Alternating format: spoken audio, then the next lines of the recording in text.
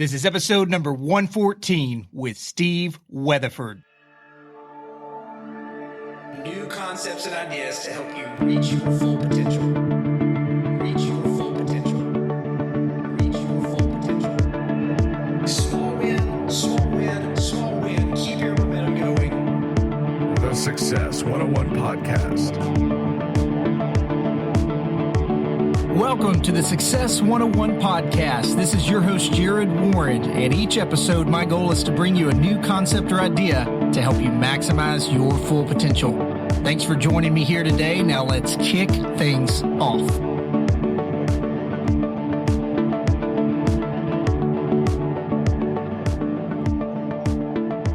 Hey guys, welcome back to the Success 101 Podcast. This is your host, Jared Warren, and I am so fired up to bring you my friend Steve Weatherford this morning.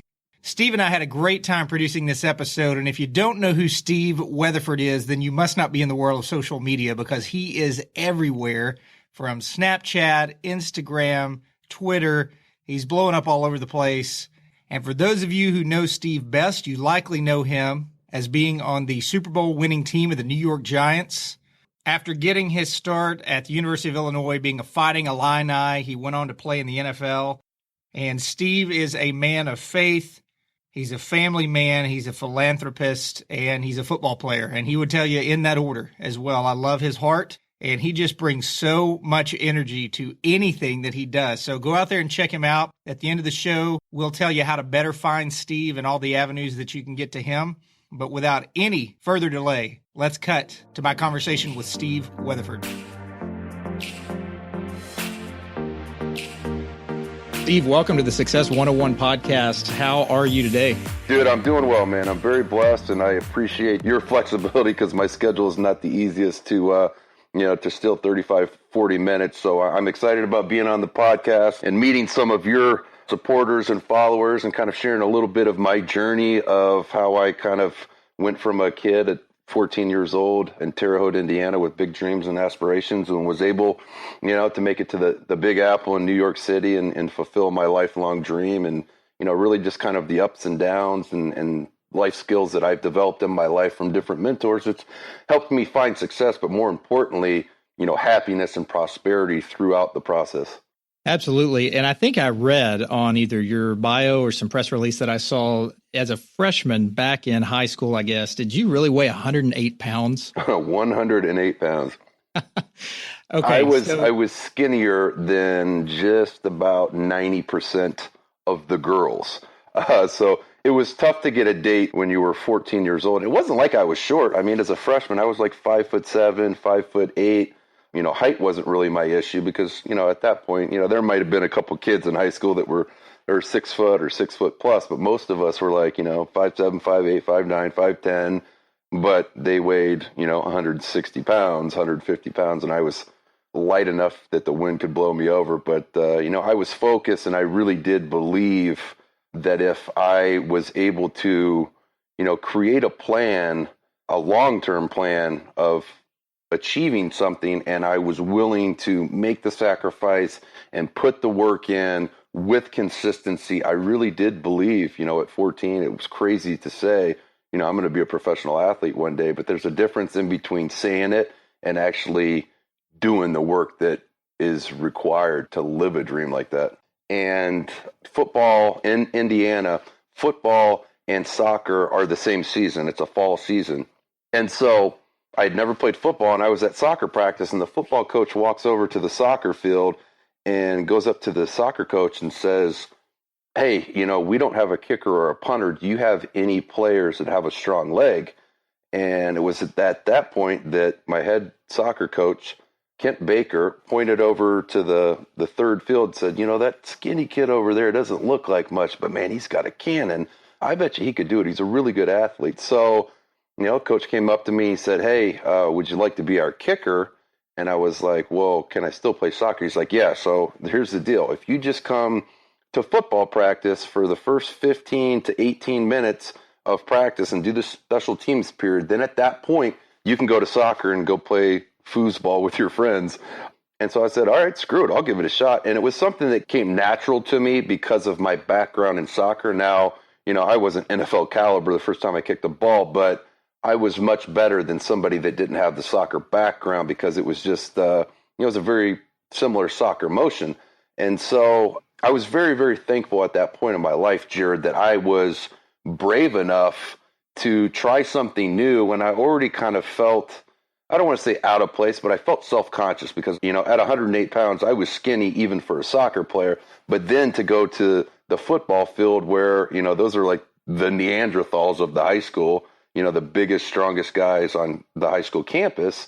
And for me to go out there and put on football pads and a helmet, which I'd never worn before, and get out there with those guys and try to do something I've never done, I was very thankful that I had the self-confidence to try something new, because if I wouldn't have, taken that risk, I never would have found that gift that I had. And, it took a lot of hard work and sacrifice to develop it to become one of the best in the county and then the state and then the country, and then to earn a scholarship at the University of Illinois, become an All-American there, and then have the opportunity, to play in the National Football League and live that lifelong dream. But, that's how it all kind of started for me as far as trying football.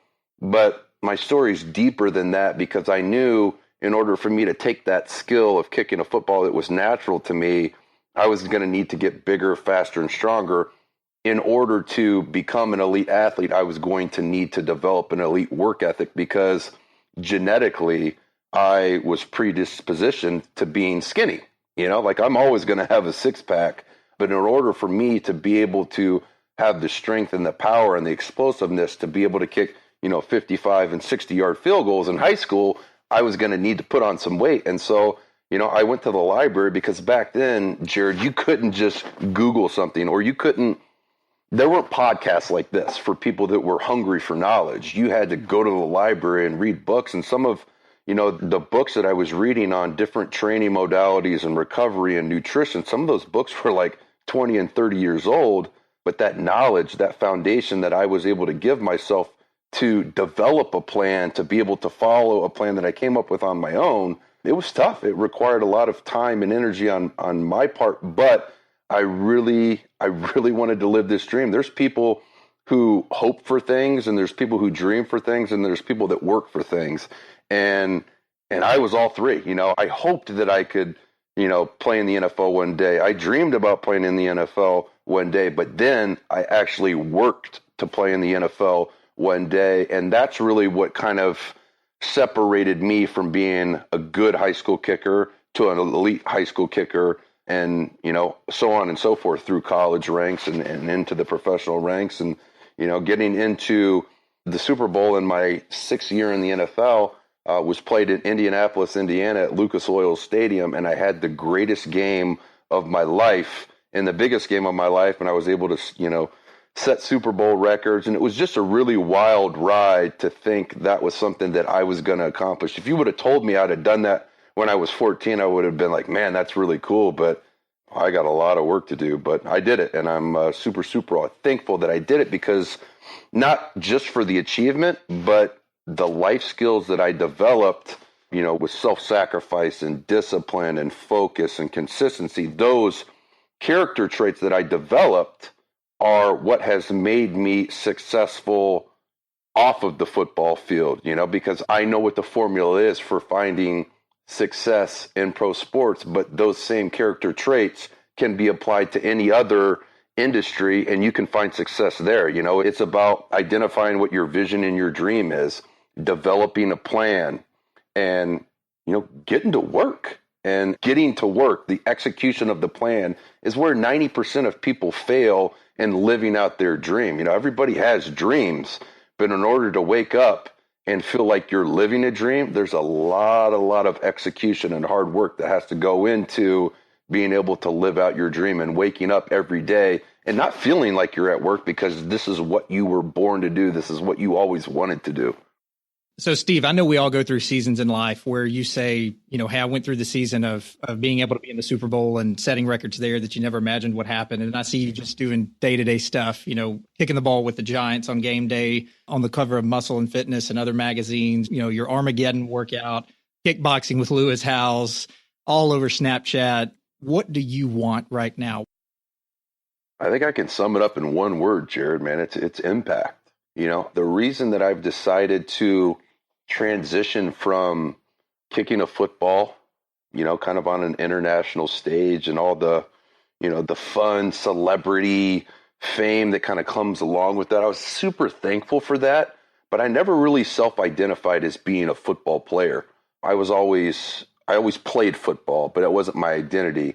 And I got to a point around this time last year, before the last season that I played, that I wasn't getting the fulfillment from that journey that I once got. And so I felt as if my legacy wasn't being fulfilled. I had achieved everything within that industry and within that journey that I had set out for. Obviously I wanted to make it into the NFL, and then I did that. And then once I made it into the NFL, I soon found out that the average NFL career was 3.1 years. And so I said, okay, I'm going to see if I can make it to 4. And then I did that. And once I got to 4, I'm like, okay, now I want to win a Super Bowl. And then, fast forward 2 years later, and I was able to be a part of a Super Bowl team in 2011 and 12. And then after I did that, I'm like, okay, well, I just finished my 6th year. What is the percentage of people that actually makes it to 10 years? And then you look at that statistic and be like, man, it'd be really cool if I could achieve that. And so then I played my 10th season. And then once I hit 10, I was like, I don't feel like there's much more I have to prove to myself. It wasn't ever about proving things to other people, because if you're inside your mind and your heart, if your motivation is to prove something to someone or prove someone wrong, that type of motivation is not long standing. It's not, that's not something that's going to drive you every day. I think the greatest motivation that you can have is trying to be the best you that you can be. I think when we get caught up, especially with social media, competing with other people, it leads a very unfulfilling life, because there's always going to be somebody who has more than you have at something that you like. So it's kind of, it perpetuates itself. It's kind of like the quote, from Fight Club. We work our whole lives to buy things that we don't need to impress people that we don't like. And my motivation was never that. It was always about being the best that I could be. You don't ever want to compare your chapter 4 of your journey. You don't ever want to compare your chapter 4 to somebody else's chapter 20, because everybody has their own gifts. Everybody has their own journey that was kind of predestined for them. And whether or not you're going to live out what God's plan is for you, that's your own decision. But I don't think you can ever find true happiness or fulfillment until you concentrate on yourself and you invest in yourself. And then you are the person that reaps those benefits and the yield of the sacrifice and the hard work and the consistency. So, one quote that I read to myself every single morning is, to give anything less than your best is to sacrifice the gift. And, that just really kind of goes to hammer home everything I just spoke about. Is every single day that we wake up, it sounds cliche, but every single day we wake up is a gift, and it's an opportunity for you to achieve something. And one way that I'm able to stay very vigilant with my direction in my journey to achieve my goals is I always have long-term goals. I have a 12-month, a 36-month, and a 10-year goal for myself. But I'm a guy that lives in the moment. I'm not really good at planning things out. And so I understand that that's a weakness of mine. But what I do is every Sunday night before I go to bed, I write out kind of a goal list for the next 7 days. And it's not a to-do list. It's not, hey, go pick up the dry cleaning and hey, you got to take your kids to this soccer game. It's more along the lines of, what do I want to achieve to get me closer to my 12-month goal, my 36-month goal, my 5-year goal, my 10-year goal. And it helps me stay proactive. It helps motivate me, because it's very easy to get overwhelmed with how much needs to get done in order to get somewhere. But if you break it down into, weekly 7-day goals, it makes it much more attainable, but then it also gives you the sense of achievement and the sense of satisfaction when you fulfill those. And then once I get to the end of that 7 days, then before I write my goals for the following 7 days, I will kind of do a little self-analysis and identify where I was successful and what I did well to achieve that short-term goal, but then also identify where I fell short, what I did not achieve, and identify what the genesis of that problem was. So, you have 7-day goals, and then every night before I go to bed, so you write your overall 7-day goals on the Sunday, and then every night before I go to bed, I will review how I did on those goals that day. And so, you're constantly pushing yourself because you're self-motivating yourself by giving direction and purpose to the 24 hours that you have in the next day. When you wake up, you're like, okay, it's 6 a.m. I've got to go get this cardio in. And then when I get done with this cardio, I've got this phone call. And then once I get done with this phone call, I would like to be able to take, 30 minutes to call these 5 people and tell them thank you. And, tell them I'm thinking about you. I hope you're doing well. Because that's one thing that I think has been really beneficial for me is getting in the routine of calling, FaceTiming, and texting people without needing anything from them. Because in this world, there's a lot of takers and there's a lot of people that want something from you, but very rarely do you get phone calls, FaceTimes, emails, text messages from somebody just checking in, just to say, hey, man, I hope you're doing well. If I can do anything for you, please just let me know. I want you to know I value a relationship. You've been an incredibly supportive friend or father or, cousin or whatever the case may be, just showing people gratitude. And that it doesn't happen enough nowadays because with social media and with, technology, it's really easy to check in to see how somebody's doing on Instagram or Facebook or Twitter or Snapchat, but you don't end up actually calling them. You don't end up going and having a cup of coffee with them. And I feel like that social media is bringing everyone together because we all know what each other are doing. But I feel like it's really kind of compartmentalizing friendships and relationships because since we know what, Steve Weatherford's doing because we're watching his Snapchat, then I don't feel the need to call him or text him or email him or FaceTime him.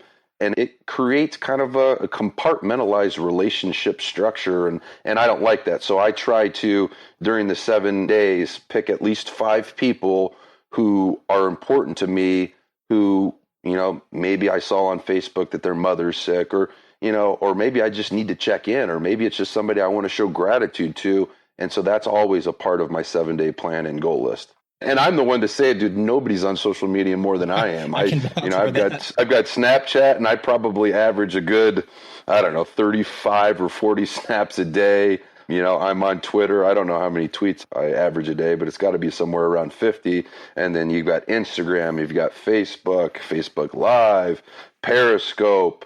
There's so many different platforms, and I manage all of those by myself because I know nobody's going to do a better job for me doing those that I'm going to do for myself, and nobody's going to represent me better than I'm going to represent myself. But I'll tell you what, man, it is really time consuming to be able to answer every single question. If I put up a workout on my Facebook fan page and I've got, 60 comments and 35 of those require a response, that's time consuming. That's like getting 35 emails. And that's just from Facebook. And then you've got Twitter, and then you've got Instagram. And then, I just started an Instagram fitness page. It's just another platform for me to share more of, the knowledge and experience and advice within the fitness industry with nutrition. What's the name of it? It's Weatherford 5 TV. So my Instagram is Weatherford 5. And then I was just noticing getting a lot of requests and direct messages from people wanting to know specific things. And I didn't want to have to post 10 different videos a day onto my Instagram page because then I would just kind of dilute my content. And I wanted the content that I put on Weatherford 5 to be concise, to the point, exactly what I want to put out there. But starting the Weatherford 5 TV fitness account has allowed me to be able to kind of share more of the fitness, nutritional, recovery, motivation that I have in that industry without, oversaturating my Instagram page right now. And I've only had that fitness account for probably 5 weeks. And, I've got probably 11,000 supporters on there. I don't call them followers, Jared, because I feel like that kind of makes them feel like they're below me, like they're following me, man. Those are my supporters. Those are my friends. So it's been good, man. People are really enjoying that fitness page because I'm able to share at length the things that people want to know. Yeah, and I'm pretty new to Snapchat, and what got me on it was just listening to Gary Vaynerchuk, Lewis Howes. I mean, those guys are just killing it right now, aren't they? Yeah, I mean, those are two of my really good friends. Gary V's been very, very supportive and helpful in kind of my transition from professional football into being, self-employed entrepreneur. And, Lewis Howes is one of my best friends. I talk to the guy probably 2 or 3 times a week, anytime he's in New York, where we spend every day together, and then vice versa when I'm out in Los Angeles. So very, very thankful for that relationship, man. Lewis he's an amazing human being who literally, his legacy, his life, every day that he wakes up is like, man, how can I positively impact people? And I love that. Man, my goal is to get to meet him at some point because he's just been so inspirational for me. That's a good guy to shoot for, man, because not only does he have a massive platform, but it wasn't like he was in my position that he played a professional sport and developed his name and his brand within pro sports and then transitioned it to a podcast. He literally started it from the ground up with really no brand.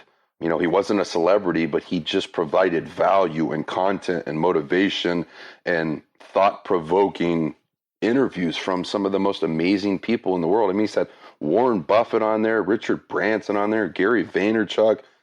I mean, you name it. If there's a person that's been super successful in some type of industry, more times than not, he's had either them or somebody that is in competition with them on his show. So anytime I'm out on a run or a long drive, that's all I do is listen to the School of Greatness. So, Steve, as we get ready to wrap up the podcast here, I'm so thankful for your time. I know you had a quick spot of time here to stop by the Success 101 podcast. And the question I would ask you here is a 2-part question. First one is a mentor that you're following that's given you the greatest bit of knowledge. We mentioned Gary Vee, you mentioned Lewis Howes. I'm curious if there's anybody else out there. Second part to the question is, who has really sharpened you in the NFL that has made you just a better person, better player, better overall, just you're better for having known them? So to the first question, who's a role model that I look up to who has mentored me? So I'll give you a quick story. I could talk about this guy for hours, but I was in my rookie year in New Orleans with the Saints. I was competing for the job there, and the kicker was John Carney. John Carney at that point had been in the NFL for 18 seasons, one of the greatest kickers of all time, and just one of the most amazing human beings I've ever met. We're not talking about kickers. We're not talking about anything. He's one of the most amazing humans I've ever met in my life. And he took me underneath his wing and he just taught me what it was to be a pro, not a professional athlete, to be a pro, to be the best in the world at something. He taught me how to take care of my body. He taught me how to train. He taught me how to focus. And more importantly than that, he taught me how to have an impact bigger than football, how to transcend the sport and get involved in your community and leverage the celebrity that comes along with being, one of the greatest athletes in the world, playing in the NFL, how to leverage that celebrity to impact people. And, he, invited me out to San Diego the offseason after my rookie season. And he really selfishly, he jokes about it now, he invited me out there, not because he wanted to mentor me, is because he knew that I was the hardest worker he had ever trained with. And I had a background in track and field. I was an All-American decathlete at the University of Illinois.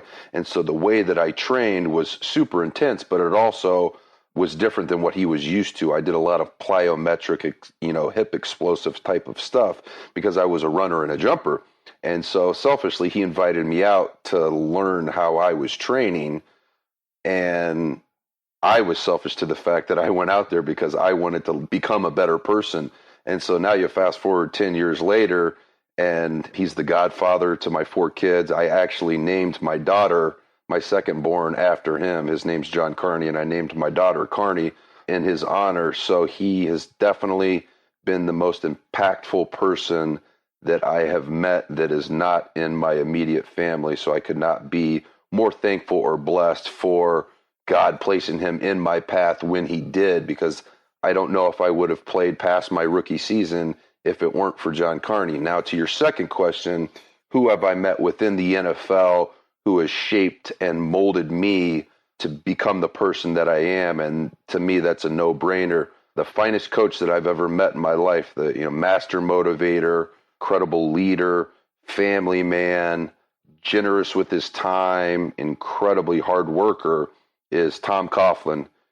He coached the Giants to 2 Super Bowls in 4 years, and really he was the person that enabled me to become myself, meaning he didn't try to handcuff me and not let me have fun when I was at work. When I was playing football, it's easy to, look at the punter and be like, all right, dude, you need to be seen and not heard. Go stand in the corner. You're not that important to the team.